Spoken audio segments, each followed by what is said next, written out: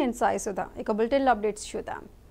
జీతాలు చెల్లించలేని చంద్రబాబు ప్రభుత్వంపై ఎంపీ విజయసాయి రెడ్డి ఫైర్ అయ్యారు. ఈ మేరకు వైసీపీ నేత విజయసాయి రెడ్డి ఎక్స్ లో ఒక పోస్ట్ పెట్టారు.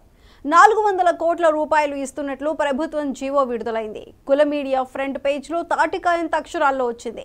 కానీ నిధులు మాత్రం హుళక్కే. చంద్రబాబు కుతంత్రాలు ఇలాగే ఉంటాయి. సమగ్ర శిక్షలో 25,000 మంది కాంట్రాక్ట్ ఉద్యోగులకు 2 నెలలుగా జీతాలు లేవు. ప్రాణాలు రక్షించే 108, 104 సిబ్బంది 6,500 మందికి జూలై నుంచి నయా పైసా విదల్చలేదు.